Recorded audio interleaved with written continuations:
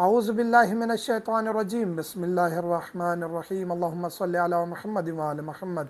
मोमिनीन कराम, एक टॉपिक को उसमें से काफ़ी सवालात किए जाते हैं, वो ये है कि अहले सुन्नत बिरादरान के साथ उनकी मस्जिद में, उनकी जमात में हम शरीक हो सकते हैं या नहीं। उनके साथ अगर हो सकते हैं शरीक, तो नमाज़ पढ़ने का तरीका क्या है। नमाज के बारे में डिस्कस करेंगे। जी बिल्कुल, अहले सुन्नत के साथ आप नमाज़ पढ़ सकते हैं। हर शिया असना अशरी, हमारे अंदर इत्तेहाद का दर्स है, हमारे अंदर इत्तेफाक का दर्स है। हमने कभी लड़ाई झगड़े को प्रमोट नहीं किया। ये हमारी अहले बैत अलैहिस्सलाम की सीरत है, मराज उज़ाम की सीरत है, उनका हुक्म है, मुसलमान भाई हैं। और अहले सुन्नत के साथ जब हम नमाज में शरीक होते हैं तो हम अपनी नमाज की नीयत करते हैं।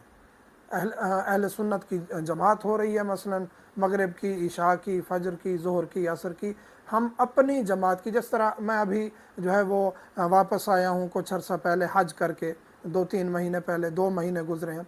तो हज में जो है हमें मक्का में, मदीना में हम अहले सुन्नत के इमाम हैं, हरम मक्की में, हरम मदनी में, और इसी तरह कहीं भी वास्ता पड़ जाता है टर्मिनल पे, कहीं भी अहले सुन्नत के साथ हम नमाज़ पढ़ते हैं। जो जो दुबई में रह रहे हैं, सऊदी में रह रहे हैं, वहाँ के मुकीम हैं, उनको नमाज पढ़नी पड़ती है, तो इसमें कोई हर्ज नहीं है। अपनी नीयत करें और उनके साथ नमाज मुकम्मल करें। वो कनूत नहीं पढ़ते, आप कनूत स्किप कर सकते हैं, पढ़ सकते हैं तो पढ़ें, नहीं तो स्किप कर सकते हैं। बाकी आप अपनी जो है वो हम्द भी पढ़ेंगे दिल में, दूसरी सूरा भी पढ़ेंगे, और इसी तरह अगर वो लंबी सूरा पढ़ते हैं तो आप ठहर सकते हैं, रुक सकते हैं, कोई हर्ज नहीं है।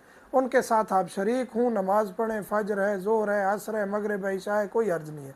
हाँ, एक नमाज है जिसमें थोड़ा सा इश्काल है, वो ये है कि मगरिब अहले सुन्नत बिरादरान पहले अदा कर लेते हैं, उनकी अजान पहले हो जाती है। 10 मिनट, तकरीबन 10 से 12 मिनट का वक्फ़ा होता है। हमारी अजान और हमारी मगरिब बाद में होती है, हम इसी तरह रोज़ा भी बाद में खोलते हैं।